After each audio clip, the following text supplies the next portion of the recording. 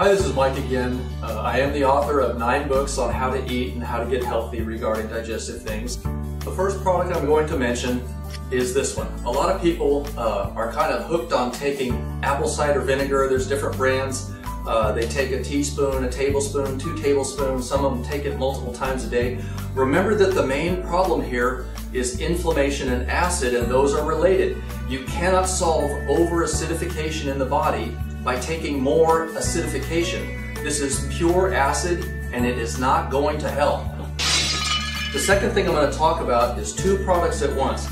And in a sense, these are the same products, and everybody thinks when they have bloating, pain, gas, digestive issues, that the one thing they know is good for them is one of these 2 things. So we have yogurt and we have kefir. So to make it shorter, I'm going to tell you that yogurt and kefir are virtually the same thing. And yes, they have some probiotics in there, but yogurt and kefir also have 2 items in their mix, in the recipe, that cannot be digested by enzymes.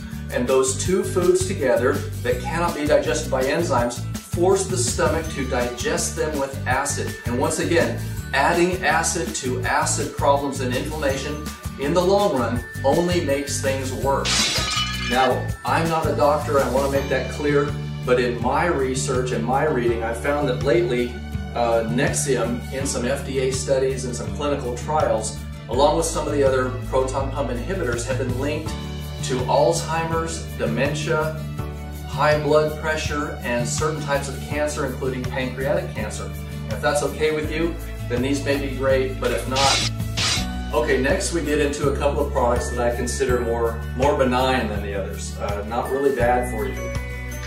So this product is basically ground up oyster shells, calcium carbonate, and it can help. It basically is an alkaline type base or product, so when mixed with the acid in your stomach, it does for an hour or so neutralize it, which can help you get through a meal. The question is, do you want to be taking these 3 times a day for the rest of your life?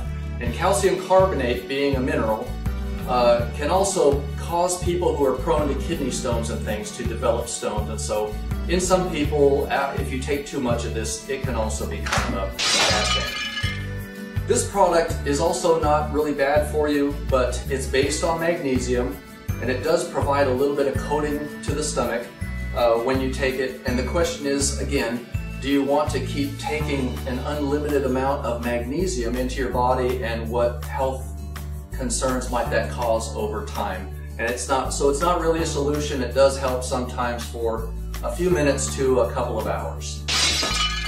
The last thing I was going to talk about is basically a healthy diet. The problem is that for most people, these items end up in the back of a cabinet somewhere, and we don't just stay on a juicing, whole foods, raw diet endlessly.